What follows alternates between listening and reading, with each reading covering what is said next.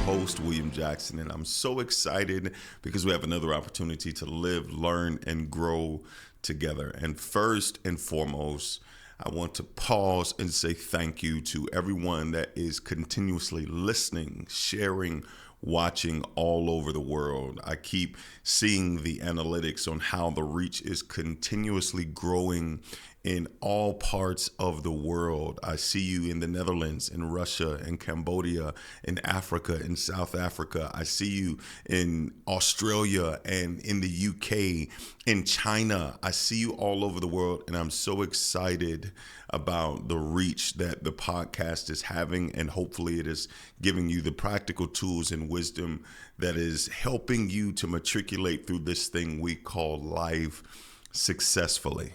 And I've also heard you from the lens of I've gotten a few messages and inquiries saying, Will, when is the next podcast? It seems as though we get on the roll and then things begin to slow a little bit. And to be very honest with you, I'm the only one that's running it. There is no funding behind it. There is no backing, no sponsors. So when things get hectic and busy, and I'm in a very busy business season in my life, been traveling a lot, and it slows the production a little bit for the podcast, but I'm gearing back up for a more consistent end to the year to really give you the necessary tools that you need in order to successfully thrive in this thing we call life when it happens. And if we know about life, if we know anything about life, we know that it happens in various ways.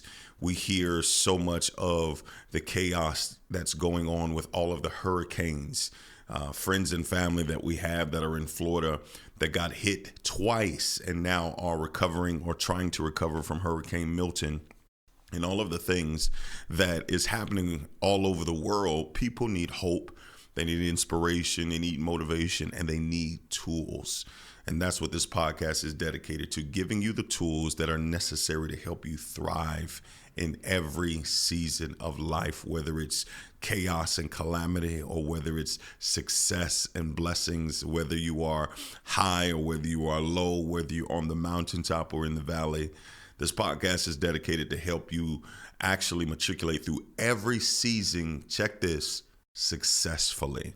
Not to just go through a season and walk out with no wisdom and no insight and no tools, but we're dedicated here to create spaces where you can thrive in every season of life. And I'm asking that you would consider partnering with us, that you would consider becoming a financial partner with the When Life Happens podcast. The information is down in the description where you can become a partner to help us knock out more content more consistently. As you are well aware that anything that is worth doing is worth investing in. So thank you for those who are investing. And I'm encouraging all of you who listen and who watch to become a partner with the show, because we want to create spaces that are safe, keyword, safe, for you to actually come in and lean in and grow. And the truth is, we grow together. This is not a I know everything and let me give you all of the fancy tools of showing off my intellect. This is us leaning in and growing together as a family. So I just want to get that out of the way and say thank you and for all of your support, and encourage all of you who are listening and watching to become a financial supporter and contributor to the show so that we can consistently create spaces for us to lean in and grow. And if you say, Will, I just don't have it to be a financial supporter, make sure you like this video, like this podcast, share it with someone, because that engagement alone will increase our reach. And if everyone could like and share it, we can reach the message to more people all over the world. So thank you for those who rock with us week in, week out. And it's my goal to have more consistent flow so that we can get in spaces where we're consistently in a space where we can grow effectively. So all of the pleasantries out of the way, let's get into this week's topic. This episode, I'm telling you, is going to be one of those, And I say this all the time, and I really do get excited on every single episode. It's going to be one of those where we walk out with practical tools and a framework, right? Because everybody has a podcast nowadays. Everybody has a platform to discuss their ideas, their perspectives, their opinions, but not every place provides you with an actual framework, a plan of what to do, what to look for. And this is what this episode is going to be dedicated to, providing you with a framework, a plan. And you know me, you know I love my acronyms. And today's episode, I think, is paramount in us actually diving in and leaning in to the construct of what we're going to talk about, because it's so easy to get things wrong. It's so easy to pick a wrong person to do business with. It's so easy to pick a wrong person to date. I mean, we can probably attest how many times we've chosen a job and we thought that this was the right place and it ended up being the wrong place. Or we created moments where we're trying to build something and you're trying to figure out who to do it with, where to do it with, how to do it. And we just don't oftentimes know. It's trial and error. But I'm going to give you a framework today of what to look for, of how to know when it's right, how to know when the things that you are doing in your preparing and planning phase are aligning with your direction and your future and where you are headed. Because if we don't pause on the onset, in the beginning phases, we don't give ourselves the necessary tools in order for us to be successful in the long run. Some of us, a lot of us, including myself, have made decisions in the moment that we felt were right. Maybe because it looked good, maybe because it felt good in the moment, but without a plan, without a framework, we can be led by our emotions. We can be led by our feelings, and our feelings oftentimes can lead us directly into a trap, into spaces where we are now having to reap the consequences of the decision of choosing this person, this business, this place to work. And if we are not careful, we will continue this cycle over and over and over again.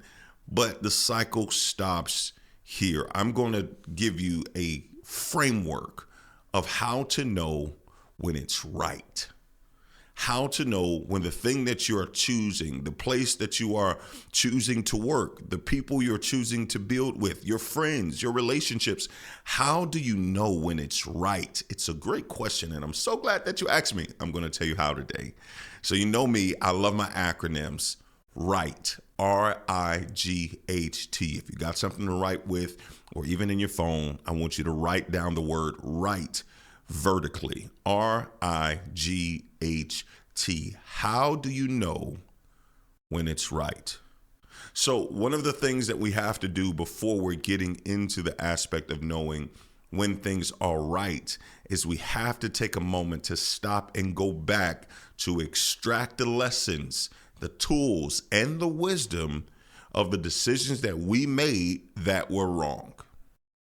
We got to pause for a second. Because what we tend to do is when something isn't right and we've experienced it and it's been hard, it's been difficult, we just want to get out of the right thing. We just want to get out of the wrong thing into the right thing. We just want to get out of where it's wrong and jump into where it's right. This is not working. And I just need to find a place where I'm supposed to be. Have you ever felt like that? Have you ever been in a space where you were going into your job and you say, you know what? This just isn't working. Have you ever been on the phone with your friends and just say, you know what, this conversation, where we're headed, we seem to be going in two different directions. This just isn't working. This is wrong. And when we're in a space where we're always looking to try to get out of what's wrong so quickly, jumping into what's right, that transitional season of identifying when something is wrong and then making the change or the necessary steps to get out of someplace or something that is wrong is a very vulnerable season. It's a very vulnerable space, because when you get fed up with something, you really have reached a place where mentally, emotionally, physically, spiritually, that there is just this desperate cry in your heart, your mind, your body, your soul, your spirit to just get out of here. And if you are not careful, the desire to get out of here will compromise there if we aren't pausing for a second to say, I know this isn't working. I know this is difficult, but I need a plan. I need to know exactly what I need to be going into. And sometimes, I'll be very honest with you, sometimes the greatest thing that you can do when coming out of something that is wrong is to take a season to pause, to do nothing, so that you can create spaces where mentally, emotionally, physically, spiritually, you can recover. Because in places and spaces where things are wrong, it takes so much out of you. It is a constant drain. You know those feelings where you've been there and it's like, man, this is just so much on my mind. It's so much on my heart. And we get out of these places and we're like, okay, I just want to replace those negative feelings with positive feelings. And we're so quick to jump into something else. And one of the greatest things that we can do is come out of something negative and just pause for a second. If this is no longer the thing that it's suiting me and I have to make a organizational change, or I have to separate myself from a business or from some people, I just need to be able to come out and just sit for a second. Why? Because I need to regroup. I need to recover. Because when you're in places where things are going wrong, the damage that you're taking of just enduring a wrong season or wrong people will cause you to lose pieces of yourself.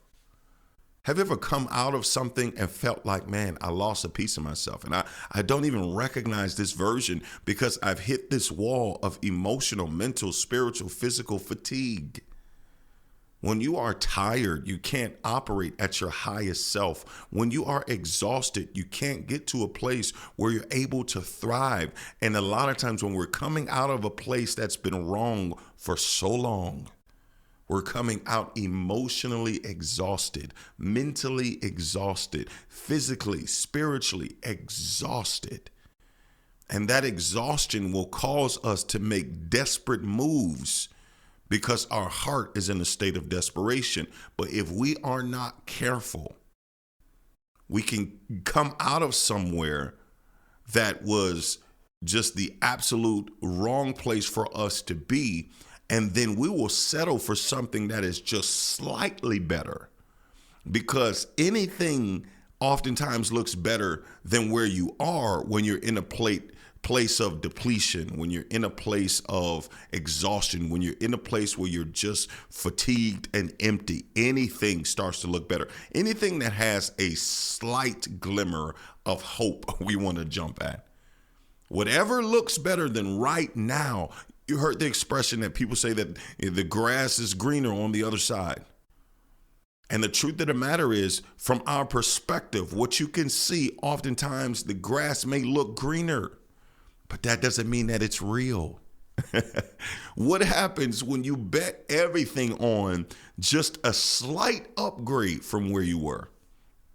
Because one of the greatest gifts that you can have when you come out of a place of depletion, when you come out of a place when you're empty, when you come out of a place when you're hurt, one of the greatest gifts that you have is a moment to pause and then not only recover, but reassess. You need to recover from the last season, but also need to take a moment to reassess, what do I really want? Okay, I thought that this was it. I thought that that was the person. I thought that that was the business. I thought that this was the place that I was going to retire. It didn't work out. Okay, now let me pause and let me go back and reassess to what I really desire. Because so many times people are settling for just the next step up. That this just gets me out of the place that I'm in. And we're trading a bag of problems for another bag of problems because we're just so desperate to get out of here. But if I can't pause and let me reassess, what do I really want? How can I get to a place now where I can really be intentional about the things that I desire? That's one of the greatest gifts you have when you come out of something, is you have a moment to just pause and slow down and reassess. to just stop for a second and breathe, to figure out, what do I really want? What do I really need? Then you can go back and refresh the list. Because I say everyone should have your list of your non-negotiables and your negotiables for everything, for relationships, for business, for places that you are desiring to invest in. You got to have your list of non-negotiables and negotiables. Your non-negotiables are the things that you refuse to bend on. And your negotiables are, we can find a way to maybe compromise on these. But if you don't have a list of non-negotiables, then what you are lacking is a core value proposition. And your core value proposition is the thing that identifies what matters to you in the depths of who you are. And if you don't know who you are in the depths of your soul, your mind, your heart, and what you were created for, you will start accepting things and investing in things and connecting to things that are not aligned with your purpose. And anything that's outside of your purpose will eventually, hear me, frustrate you. Because there is going to be a day where something in you starts to awaken, and that beacon starts to flash, and that siren starts to go off in your mind and in your heart to say, hey, you were created for more. Hey, there's more. Hey, this isn't it. Hey, you're settling. And when that starts to go off, it's almost like a switch goes off, and then all of a sudden you start to resent. You start to have these aspects of bitterness of where you are. So you got to stop before you go into trying to figure out what's right for you, is to recover from what's wrong, from the thing that you're coming out of. You got to recover and you got to reassess. And recovery is when you are in a space now where you're no longer affected by what happened to you. Your decisions are no longer capped in a space where you are driven by the emotional confines or the emotional chains that you put on in the last season. When you recover and then you can reassess, then you can actually outline all of the things that you desire. When you can start making decisions based on your desires, the reassessment, your core value proposition, then you have made a space where you have recovered. But if you are making decisions just juxtaposed to what you just came out of, listen to me, there is still a space where you need to recover. If I'm only making decisions based on how does this look better than the last thing, then I need to stay in a space where I am able to recover so I can figure out not how the thing that I desire lines up with the last thing I came out of, but how does it line up with what I originally intended, what I originally desired, and what I am created for. So before we can jump into identifying what is right, we got to pause and just take a moment and recover from the things that went wrong. So you're not carrying residue of the wrong space, time, and season into the right space, time, and season. Because when we haven't recovered and when we start to move into new spaces, carrying the residue of the things that went wrong, even though this may be right, it starts to have the same feel. It starts to have the same look. It starts to have the same identifying factors and qualities. We talked about this in a previous episode. It's like putting your hands in a bag of Doritos. And once you take your hand out and you have all of the residue on your fingers, and then you touch something else, it may be something new. It may be something that you haven't touched before, but when you touch it, it starts to look and feel like the same space that you just took your hand out of, because we haven't recovered enough to replace the residue. So this is why we got to pause first. Okay, now after we have paused and we've done the intentional work of recovering, reassessing, then we can actually start to outline what's right or how to choose and know if this is right for you. Keywords: for you.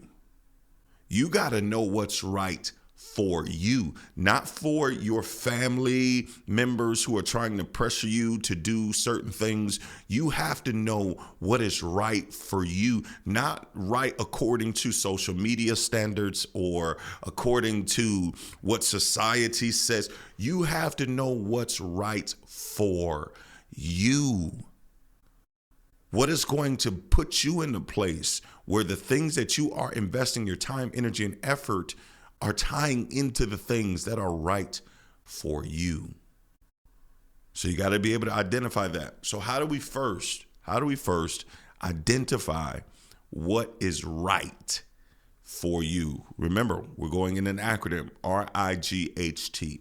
The first thing you have to do is identify if this thing, this person, this entity, this job, does this R, respect your core values?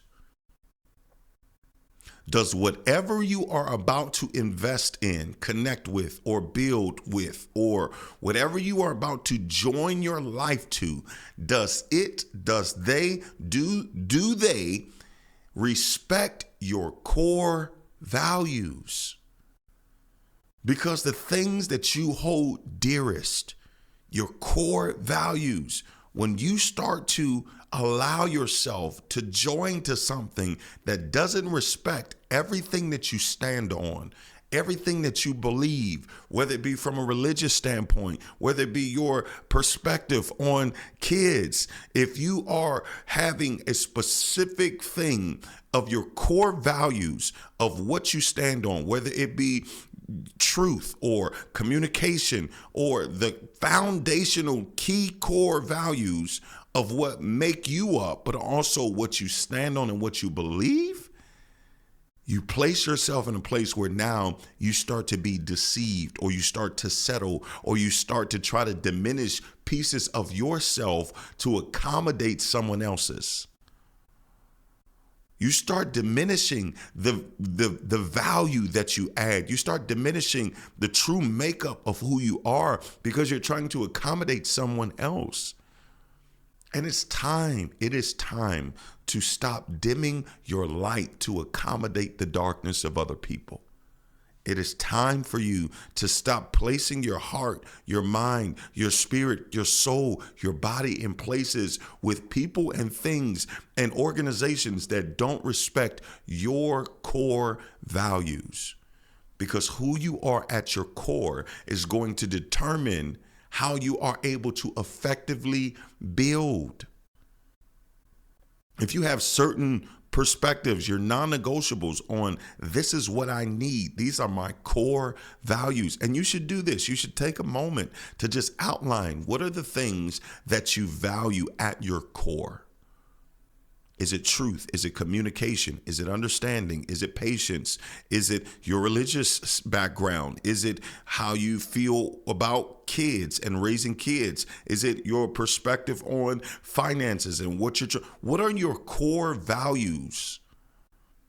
Things that you need in order for the whole you to actually be alive. Because when you start to diminish your core values, you by default are only able to apply pieces of yourself to whatever you are connecting to. When you start to diminish or dim the light of your core values, you are only in a space where you can only give pieces or partials to any situation, because there are pieces of you that you try to dim or to cover or to conceal. But the truth of the matter is they don't go anywhere, because what you believe and what you stand on, it makes up your mentality, your perspective. It's how you see the world. So if you are joining yourself that with someone or with something that does not respect your core values, eventually you will only get yourself to a space where you're walking in frustration and aggravation. You'll become more irritable because you can only survive on the smiles of other people for so long. And the one place where you're going to be able to come alive the most is when you are in a space where your core values and everything that you stand on have the freedom to flourish. So asking yourself, identifying what are my core values? What do I stand on? What do I believe? Because if I don't know what I believe, then I will start to take on the mindset of someone else. I will start to adopt the values of someone else. And when I start to adopt their values and I don't know what mine are, I will start to try to put my square peg into a round hole because I'm trying to force myself to become someone and to adopt a perspective that may not have naturally been mine. So what are your core values? And does the place that you are in or the people that you're building with, the relationships that you have, do they respect your core values? If you have certain aspects of what you're trying to do, if your core values are in terms of how you treat your body in health wise, that you don't smoke, you don't drink, you don't eat certain foods. And every time you get around someone, they're smoking, they're drinking, they're trying to get you to go off of your diet. Guess what? They don't respect your core values. And when you start allowing yourself to be subjected to people and places and things that don't respect your core values, you start to diminish pieces of you. You start to settle and you set yourself up for frustration in the end. So what are your core values? And do the things that you are connected to, do they respect them? Are your core values respected? Not just acknowledged, but respected. Because people can acknowledge your core value, but not do the necessary things to respect them. When they are respecting your core values, their decisions include a thought process that figures out how can we put you in a space where you can be most comfortable, where you can thrive. How can I be an added asset to your life that causes the things that matter to you most to flourish? My decisions then are aligned with how can I make you comfortable in the things that matter to you the most? How can I provide you the safety that you need to know that every part of you matters to me? Are your core values respected?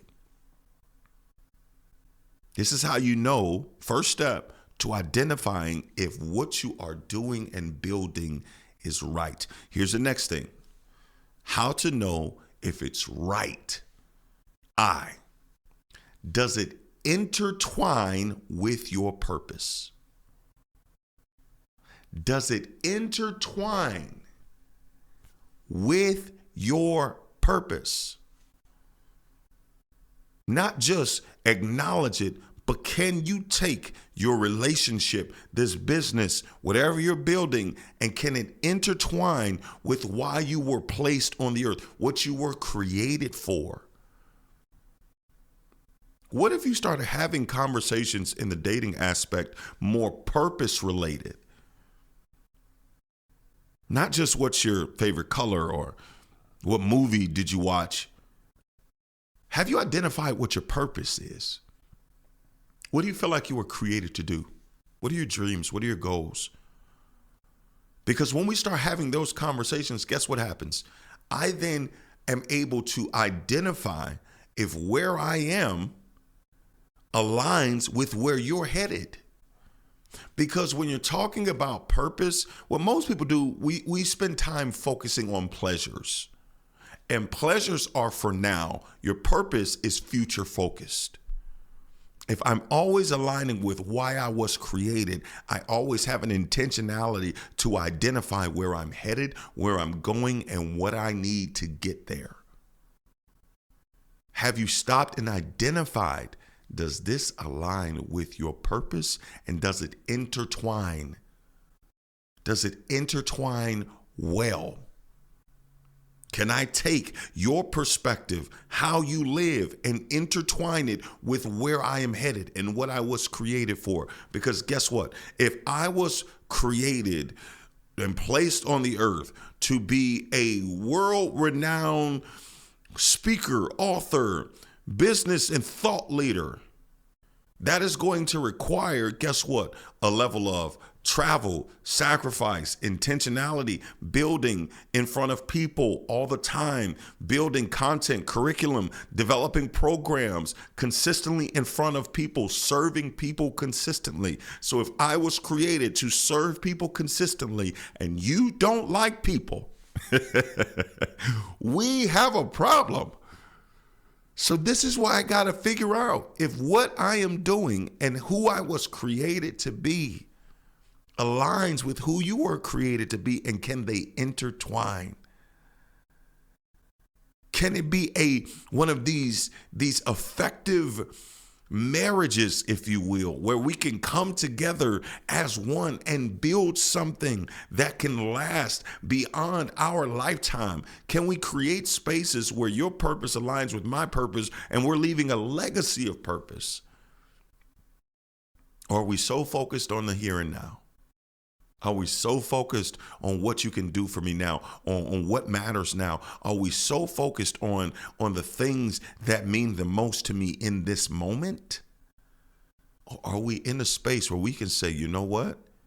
I know where I'm headed and why I was created, and I need to staff my life with people that will help me get there and intertwine with the flow of my purpose. But if you don't know what your purpose is, if you don't know,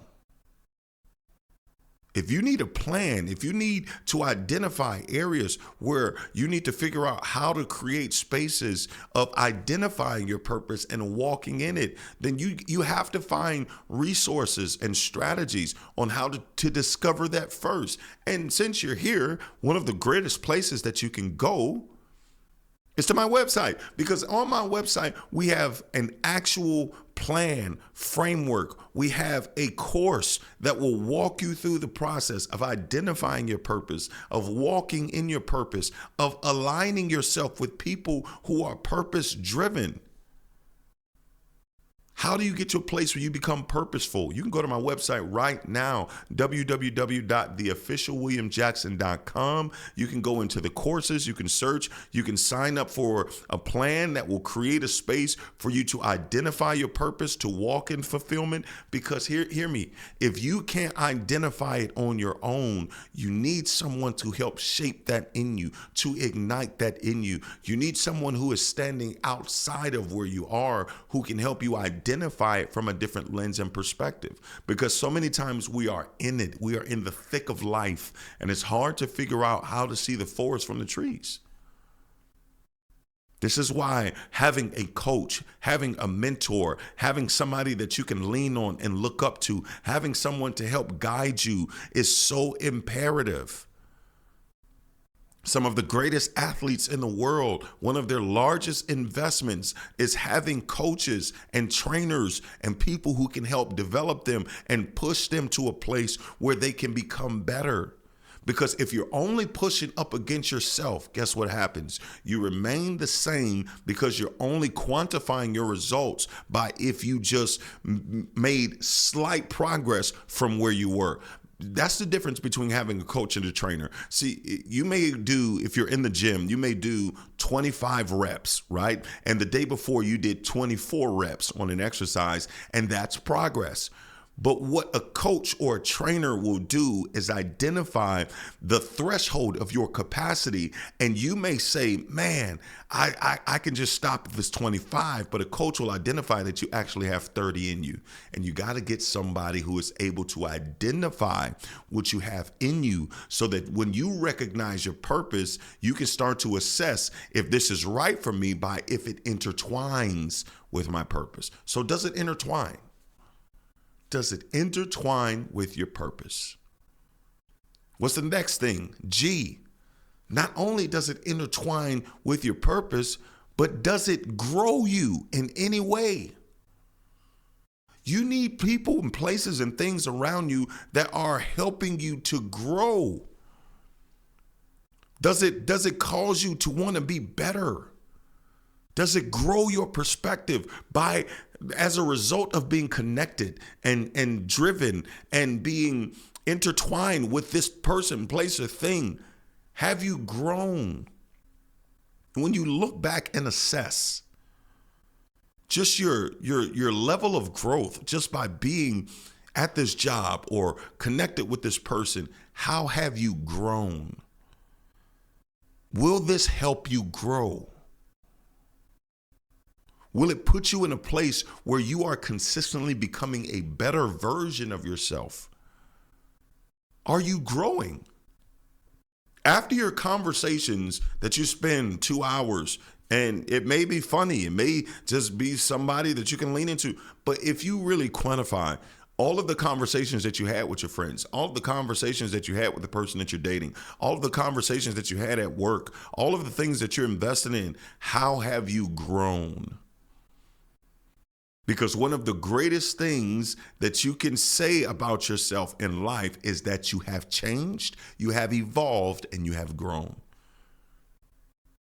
If you are the same person now that you were 10 years ago, I would stop and assess and really start to identify if the places and things and the people that you're connected to are actually right for you. Because when it's right for you, it is helping you to grow.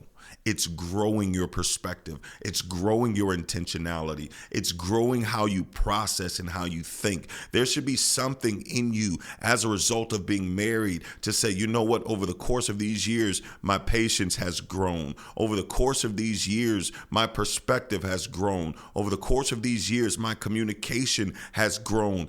Don't just work a job for a check. You need to be in a space to know if it's right for you by not just chasing dollars, but I need to be chasing purpose, because as I'm chasing purpose, whatever I'm connected to as in means of an organization, it's going to help me grow. And your growth will create a space now where everything you do from a growth mindset will then begin to evolve and grow. Because as you grow, guess what happens? Everything around you has no other choice but to grow. When you grow in intellect, guess what? The conversations grow with your friends, which then cause your friends to grow. When you grow in self-discipline, guess what? Your marriage begins to grow because now you have a more intentionality to be able to communicate effectively and not from emotion. And now you can create a space. Now it's not me versus you. It's us versus the issue, because you've disciplined your mind. You've grown enough to where you could discipline your mind to identify the person in front of you is not your enemy, but your partner. Have you grown? When you're connecting with things, you need to make that assessment a part of the decision making. How will this help me grow? I know this may make me feel good. I know that this may make me money, but how will it help me grow? When you start thinking about the things that you're putting in your body, how will this help me grow? Is this helping me grow, or is it limiting my growth? Is what I'm connected to helping me grow, or is it stunting my growth? Are the conversations that you're having stunting your growth? Are the things that you're doing and the things that you're building, is it stunting your growth? Or is it growing you? Because as you grow, you will go. The level you are able to go to will be determined or based on your ability to grow up to that level. It's like when you're going to an amusement park and they put the size pole up against some children, and they're trying to see if they are tall enough to ride the ride. And that's one of the greatest heartbreaks that kids will have oftentimes, is they really want to ride this. They really want to go up there and ride this ride, but they're just not in a space where they have grown to be able to get on the thing and to accomplish the thing that they desire. And could it be that some of us are standing up against the growth pole of life, and you're saying that I just want to be better. I want to be in a better space. I want to have more. I want to expand. And we're standing up against the growth pole, and we haven't grown enough to be able to walk into the things that we desire. Because every place that you grow up into, you have to have a different level of strength, a different perspective, a different understanding. So how is it helping you grow? You need to start asking that on dates. When you go out, if you're single and you're going out on dates, you say, okay, you sound good. Here's my question. How can you help me grow? And I'm not talking about financially. I'm not talking about what you can do, what you can buy me. How will you help me grow? Can you imagine how that would change the perspective of certain aspects of relationships? When you go into interviews for jobs and they open up and say, well, do you have any questions for us? Yes, here's my question. How will this job help me grow? How will it help me grow? What's the growth path? What's the plan? Do people just come in and stay in their same position? What's the growth track? That's what you need to ask yourself in every aspect. How do I know if this is right for me? I need to identify what the growth track is. Will this help me grow? Will it stunt my growth? Are you getting this? Because if you get this down, I'm telling you, it will save you so much time. What's the next thing? It's not only will this grow me in any way, but will it help me? Now, helping you grow and helping you are slightly different because growth is more on development. Help is more in the aspect of investment. Are they, and I'm not just talking about financially, can they help you? Or if you are building something, can they help provide tools and can they help provide support? Will they help you in a way? If you have a business, you need to start asking yourself, who are the people that are helping me? Who are the people that are investing? Who are the people that are giving me opportunities? Who are the people that will help me? Because if you are created and called, which all of you are, created and called to build anything of value, you're going to need people. And you need to be able to staff your life with people who have the capabilities to help you. Knowing what you're building, knowing what your purpose, now can you help me get there? One of the greatest things that you see oftentimes in people who have these great working relationships, especially in marriages, are can you help me in a way that will either help me with ideas? Can you help me in a space of just creating a space of peace when I need to think and process? Can you help me in the aspect of how can we share the load? One of the things I love about me and my wife is that in different seasons, in navigating seasons, which every entrepreneur, every leader needs to be in a space where you have identified a plan of how to navigate seasons, is knowing how to adjust what help looks like in this season. If I have a very, very busy travel season, which is what I have currently, and I'm literally out of town every weekend and things are consistently moving and shaking and there's so much going on, then help looks different. When I'm coming off of a plane late night, guess what? Her help is just the energy and the atmosphere that she creates when I come home. The love that I feel, the peace in our home, that helps. Do you know how much peace helps you in a space where you are busy and you have a lot going on? Peace allows you to process effectively.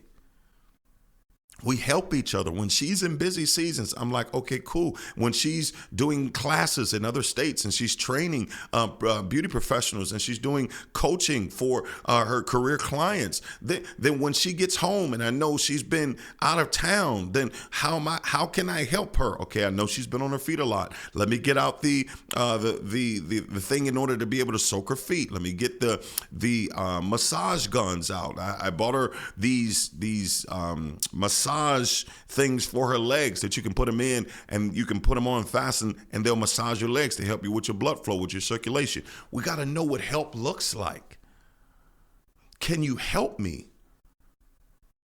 Not just can you help me, but can I help you? Because if I'm going to join myself here, I need to figure out if I can help you. Can I add value? Can I invest in a certain way? If I know where you're headed, how can I help you get there? Some people are connectors. Certain people are collaborators. If maybe help oftentimes looks like You connecting me with the person who I need in order to get me to where I need to be. That's help. A collaborator may be that you're leaning in with ideas. You're actually, putting some blood, sweat, and tears into this thing. That if we're building and we're creating and we're creating spaces. I told you about how, my wife and I, when we set up the new studio, we're in here together, putting it together, except for the shelf. The shelf, you gotta go back and catch the episode when I talked about the shelf. That shelf, that was all me because I messed it up and did it wrong, and I tried to take it as far as I can and had to start all over and then redo the shelf again. But can you help me? And not just can you help me, how can I help you? If I'm going into situations, identifying how I can help you, then I know my role. I know my place. I know what I need to do in order to be effective. How can I help you and how can you help me get to where we were created to be? What's the investment? What's the intentionality? How can you help the podcast? By liking and sharing it right now. Just pause for a second. Just like and share it. Send this podcast to somebody because it helps. Help has to do with investment. What are you willing to invest? How are you willing to lean in to help somebody be better? How can I help you? And how can you help me? And what's the last thing? If I'm going to figure out if this thing is right for me, I've already identified, does it respect my core values? Does it intertwine with my purpose? Does it grow me in any way? Does it help me in any way? And the last thing, the T, does it test your resolve?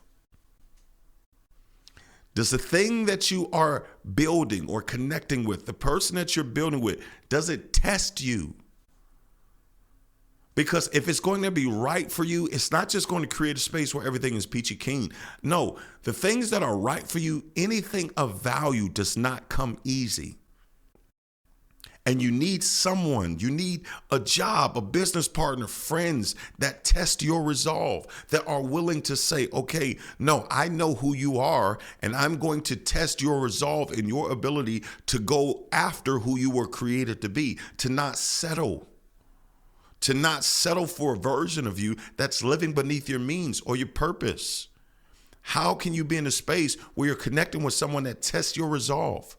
Okay, you said you wanted to be a firefighter. Guess what? I'm going to challenge you. I'm going to push you. I'm going to ask you, are you studying? You say you want to be a lawyer. Okay, how are you doing on studying for the bar? We're going to test this thing. We're going to test your resolve. You say you want to get healthy. You say you want to work on your health. Okay, so when I see you eating cupcakes, I'm going to slap it out of your hand to test your resolve, because I can't let you settle for a version of you that is beneath what I've already identified in terms of your core values, your purpose, and where you're headed.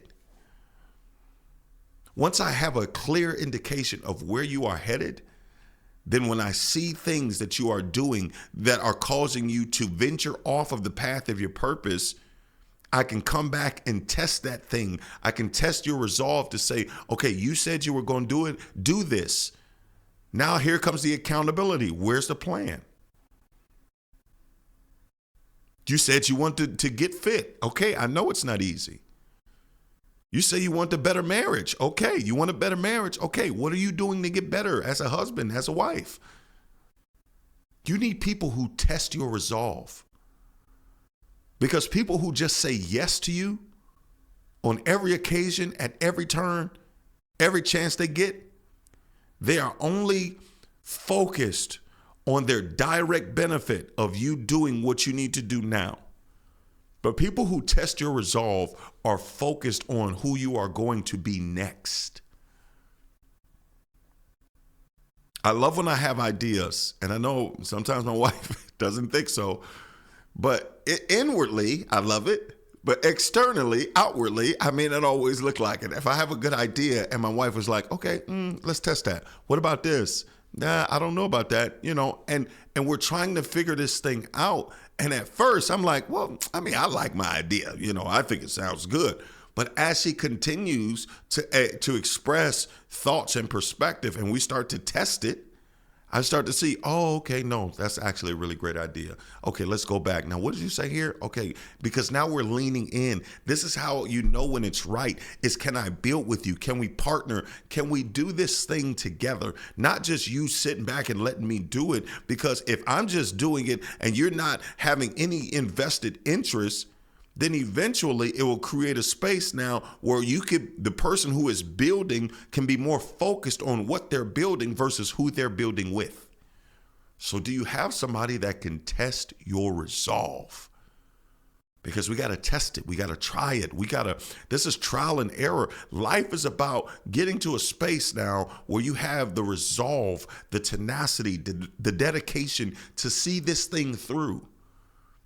And you have to have somebody, you have to have people, you have to have businesses and organizations that test your resolve to stay committed to what? Your core values, to stay committed to your purpose pathway, to stay committed to your growth, to stay committed to providing help to the things that you were created to do. You have to have somebody who is able to test your resolve. This is how you can identify at the first onset if this is right for me. How do you know if it's right for you? Does it respect your core values? Does it intertwine with your purpose? Does it grow you in any way? Does it help you in any way? Does it prompt you to help it or them in any way? And does it test your resolve?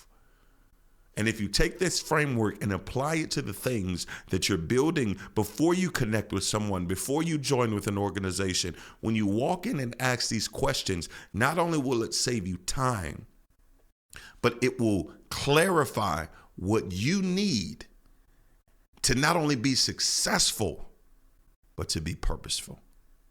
Well, listen, that's all the time we have for today. I hope you got something out of this episode. If by chance you walk away from this episode, from listening to it or from watching it, and you forget everything I said, I need you never, ever to forget this one thing, is that you already have everything inside of you you need to overcome and succeed when life happens.